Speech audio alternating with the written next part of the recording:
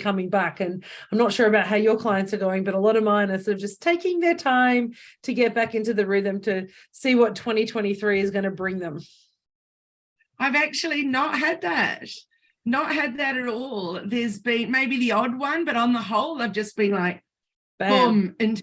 And some of them have had really good January beginnings already, like sales, bookings, blah, blah, blah, blah, which was exciting. Others have had a complete slump. So, it's been a mixed bag. It's been very, very interesting. But with everybody this week, I've done a lot of goal setting and, SWOT analysis and things like that, which has been really, really good. Well, now's the perfect time to do that. I mean, we talk about this every quarter, and in fact, every January.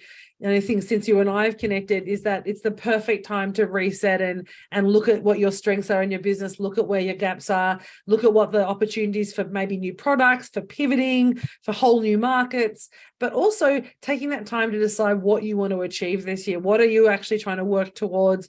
And what are you looking at? How are you going to do that? What resources do you need? What support do you need? And when do you want to, achieve those goals? Absolutely. Jenni, one of the things that you and I both do is a lot of that at the end of the year, look at our thoughts about what we want to do and where's the year been and everything. But I also find it useful to really get stuck into that in January, because your vibe's different in January, isn't it? Because you're there, you're done, you've made it, you've had your break, and now what's the plan? So it feels a little bit motivating maybe to get stuck in. Well, I think also when you're finishing the year, you're reflecting, when you're looking to set goals and kind of plan in December, you're reflecting on how your business went. So if you had a really great year, you might be setting really strong stretch goals. But if you've had kind of an average year, you might be like, oh, I don't know how it's going to be next year. So you might be a little bit more tentative. So I think when you have a break, whether it's 3 days or 3 weeks over that kind of holiday season, you come back with a different vigor. You come back with a different kind of attitude, and it allows you to reflect on, well, what did I think I was going to do this year, and what does that look like? And then you can go, okay, well, last year when I did this goal setting, I thought, I'm going to do this, but actually we've had such a great January, like some of your clients, it's time to, reset that again and actually go further and stretch ourselves. And so we often get into the idea that goal setting should be only, once a year, twice a year, or 4 times a year at quarters. But actually reflecting on your goals every month and having a look at what you're trying to achieve is actually something you should be doing every week. It's not just about a quarterly time. It's everything you're doing. As we've talked about many, many times before, goal setting and achieving those goals and reaching your targets are about daily actions that we're taking. And so daily actions require constant review and constant work. And I think that's what we have to remember at this time of year. It's time to get back on the horse and look at what we're doing and continue to do that as we reflect. And that's part of that. I think you and I were talking over the break about some people feeling really despondent about the end of 2022 and what was this year going to bring. And I know some of my clients feel like that, and they're trying to say, well, how do I get started again? Are we in COVID? Are we out of COVID? There's no lockdown and there's no mandatory masks, but what is the world we're living in? It's so different to what it was a year ago. Yes, absolutely. And let's look, food prices are still at a sky high. I took a photo and put it in my stories the other night of the dozen eggs in the supermarket was $14. It's like, come on, things are getting crazy now. So flights aren't coming down in price. Like, things are definitely tough here in Australia. And in terms of pricing, and like we've talked before about staff shortages, and my husband's we're still 2 carers short for his needs, and it's just the hospitals are still absolutely stretched. So we're at a funny time, aren't we? Because things are still quite tough, yet there's a lot of excitement around, and in the air there's a lot of possibilities coming at us. So yeah, it's definitely interesting times. I've got a client, we had our coaching session yesterday. She had her biggest month ever in October. It was super exciting. But this month, what are we, the 20th of January, she has already pipped that. She's topped that already, what she did in October for January. It is extraordinary. And she's so like, I actually can't cope. It's too much. It's too much. This is exciting, but we need to look at how we're going to restructure so that you actually can cope, and we can get excited about building on that. So there you go. Like, there's definitely still a lot of really positive things happening out there. Oh, 100%. And I think when we were talking about what we're going to do with this first year back, first podcast back, we often think about let's do goal setting, but we've done that before.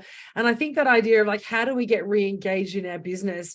But just generally, I think whether you're feeling despondent, whether you're having the best month you've ever had, engagement is such an important thing, because there's so many aspects to engagement. There's how do we engage with our customers or potential customers? How do we make sure we're still engaging on social media, and which is what you and your team are doing? How do we make sure that we ourselves are still engaged in the day-to-day activities of the business, and our team are still working towards and feel part of that team and all engaged? So this idea of engagement, which we often just focus on customer engagement, has so many other aspects that I think is so important for us to kind of have a chat about today.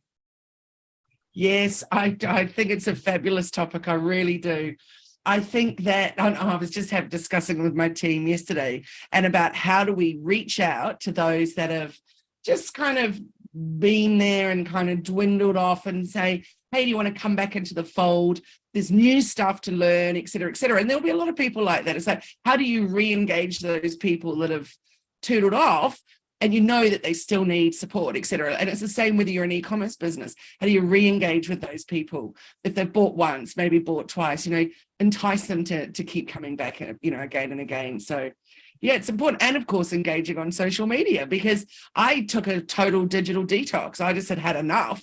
So I even had my phone in another room, so I wasn't even tempted at any time. And it was so good. I absolutely love the break. I've got at least 6 reels needing to be done, sitting in the back of my mind, of things that I've done, over the last month, and haven't done them because I just didn't feel like it. So I've got to re-engage my brain and also re-engage my attitude, I think, to really get going full steam ahead. And I think that's also, if you think about how we're feeling, exactly the same. I had 3 weeks with no technology. I was banned from my office by my partner. And so I could look at my phone occasionally, and I think I had 2 1.5-hour break times that I was allowed in my office to do some critical work, but the rest of the time I was banned. So there is that. If we're feeling like we've got this separation, or we have to re-engage ourselves, imagine how our customers feel about us. And I think this is such a great opportunity to say, well, our customers have probably had a very similar experience in their life. They may have taken some time off and done a digital detox. They may have kind of taken a break from scrolling through social media. So if they're coming back to us now in January, what are we going to do to make sure that they're going to stick with us? What are we going to do to make sure that our posts and reels and stories really resonate with them and what they're looking for in this need? So what advice are you giving your clients in relation to that? Fresh, something fresh, not the same old, because things change and we need to keep changing with it. So I hate doing lives, which is funny because hello, we're live right now, but I don't hate that. What I hate is those unscripted, put the camera up on your phone and boom, go live.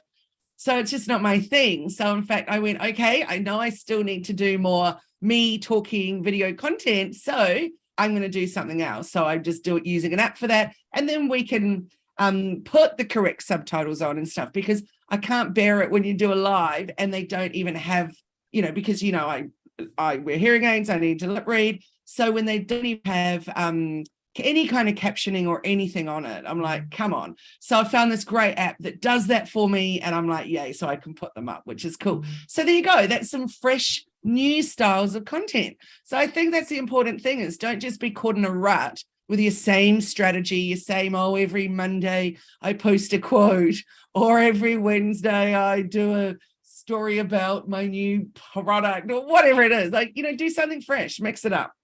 I love that idea of fresh, because I know when Instagram moved to stories and then moved to reels, and the way reels now interact on Instagram really does make that fresh. And I did 3 reels, I think, or stories over the break. That was the only thing I did, because I had my phone, and my partner's looking at me going, you're doing reels? What is this? And it's different for me because it's normally my team that does that.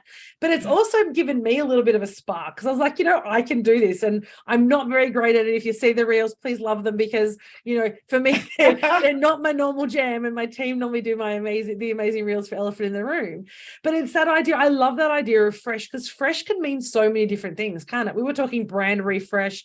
I know there's a client of mine or a colleague of mine who has a beautiful earrings business, and they sent an email out saying, we were gone for a little while, but we've just done a refresh. Click here to see our new website and to see that we're kind of changing things up. So they went silent just for a couple of weeks so they could actually have that kind of relaunch and that kind of celebration, if you like, to say, hey, we're back. But I love that fresh. What's another idea? So we've got, something fresh ideas. Do something that you haven't actually done before or resisted. Lives are definitely one of our things. What's another January's a good time. January's a good time to get brave and try something new. Well, we did new branding. So we've got new fonts for our brand. I launched our new website on the weekend. And there's many pages that aren't finished and not perfect. But I knew if I didn't press publish, I was going to be another 6 months because we just get caught up in all the other work. And I was like, no, just press publish. So that was good. I was happy that I did that. And, as I said, it's not perfect, but done is better than perfect. So as we talked many times before about accessibility, so I made sure that everything was black, not gray. So in our whole brand kit, we've changed to black from gray, et cetera, et cetera. So I've been, towards the end of last year, I wrote this really big blog about accessible marketing. So if there was going to be one thing that as a business you were going to take on this year that was something new and fresh, it would be to look at accessible marketing. So Google and Meta, so Facebook and Instagram, YouTube's already doing it, but Google and Meta are really, really pushing this now. So you will be rewarded for accessible content.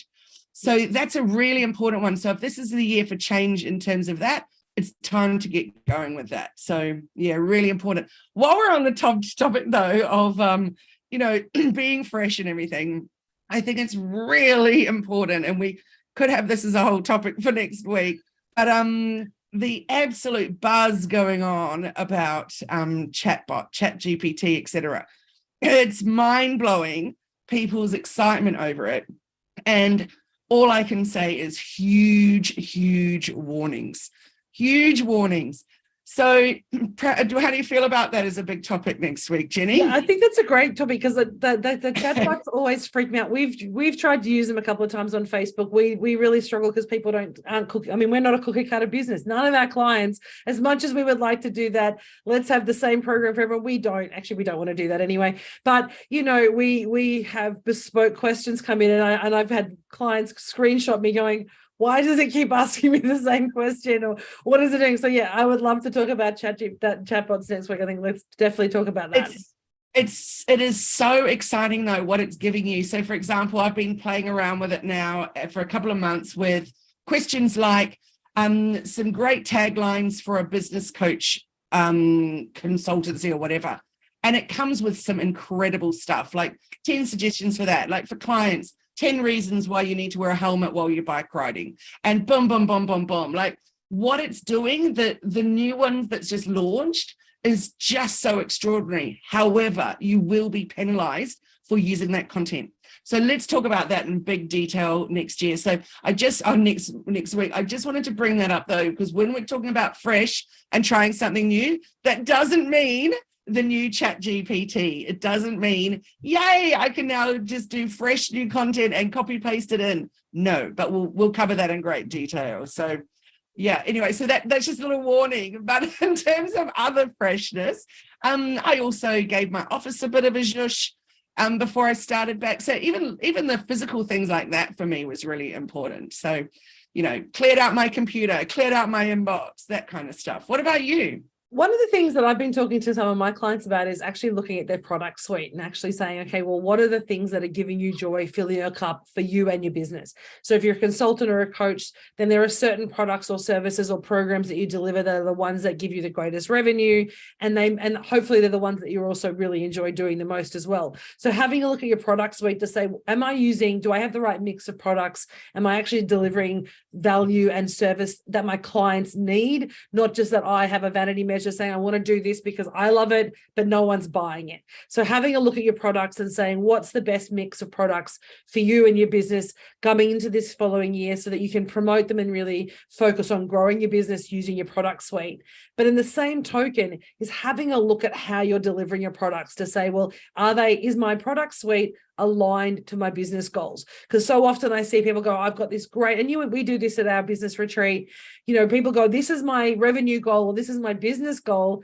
And then they've got a product that requires them to sell 5 million of them in order to achieve that goal, right? So is your product suite and is your product and services and your pricing models and business model going to enable you to actually achieve your goals? And so actually just sitting down and having that conversation is a really simple way to get re-engaged with your business. Because if you can see that you can reach your revenue goals in a quarter of the amount of time than you were because you've just tweaked something in your product model, that's going to give you motivation to be like, cool, I'm going to focus on that, and now I've got this time and I can do something else. Or alternatively, you realize, like I said, you're overworking in one area and it's not giving you the return. Maybe it's time to change. It's a really good way to re-engage with your customers, but also with your business model.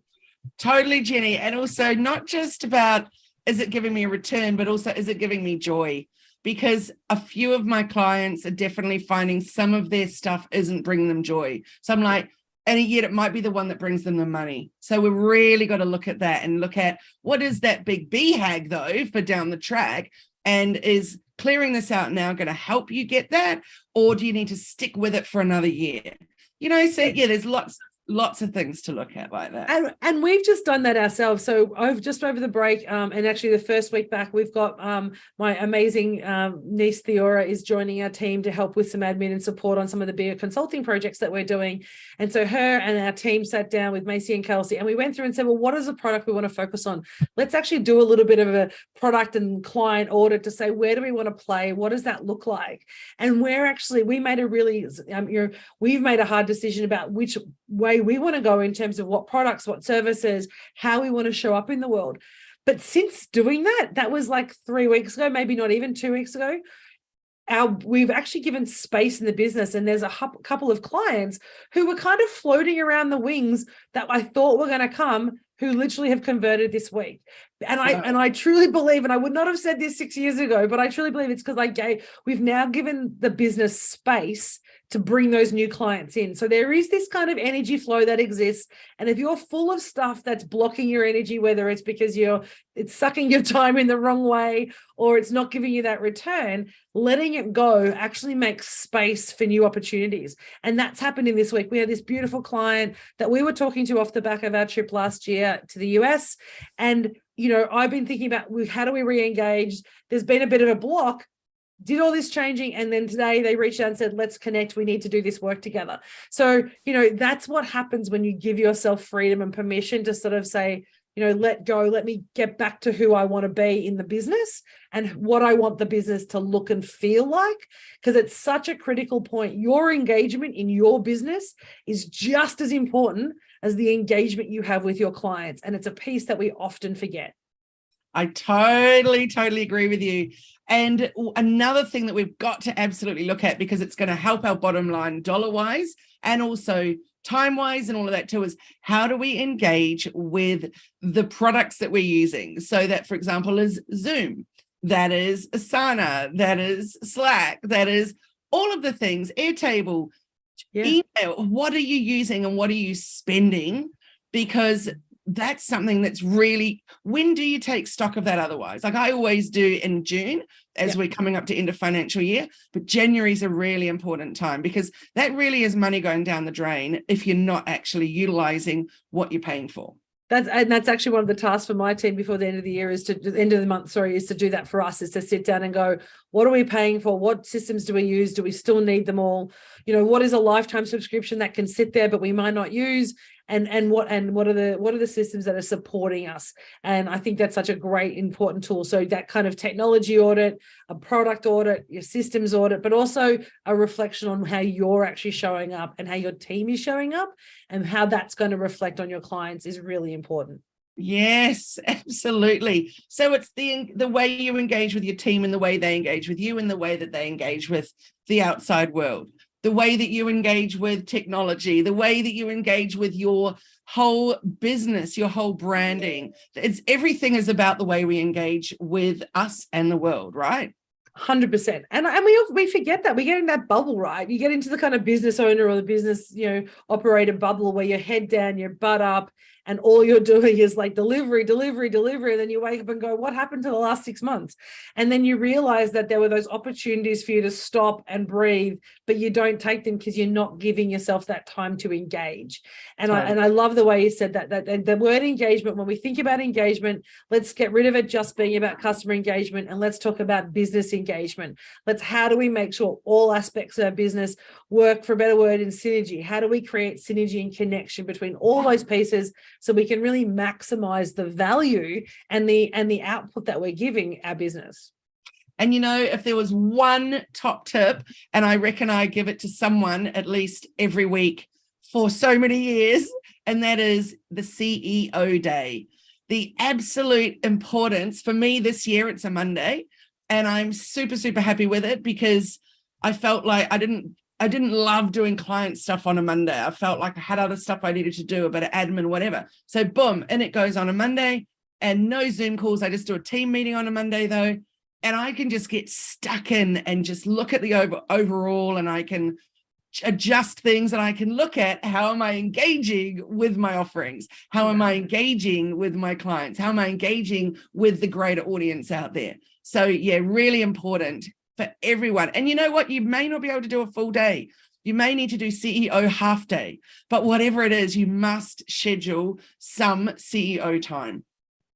I can't agree with you more. It's one of the most important aspects of business. It's how you keep your cup full. It's how you make sure that you're ticking all those boxes and all that administration stuff that you forget about when you're in the weeds sometimes. So 100% I concur on the CEO day. For us, it's generally Monday as well, but ours is also Friday afternoon.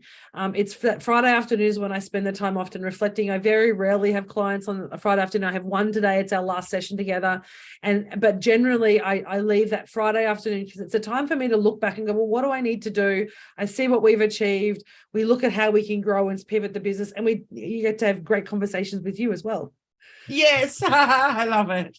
I love it a lot. Well, this year we're carrying on with what we've been doing for, I think it might be 6 months now, which is the team work an extra hour Monday to Thursday, and then we all have a half day off on a Friday. So that feels really good. So my intentions for this year is actually to also do that myself. So to not, I might hold you accountable to that, Miss Kylie. 1 o'clock, off it goes.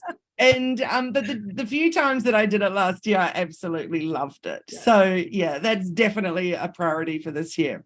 Definitely. So I'm looking forward to next week talking with you about chatbots and chat GPT and all that kind of stuff. I think it's a really, really important and incredibly timely right now to discuss the nitty-gritties of that.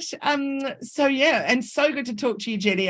I've missed our time together, but it has been great when we got a chance to catch up in person. That was it has been amazing. And so thank you for everyone for listening to this episode of Bite Size Business Live podcast.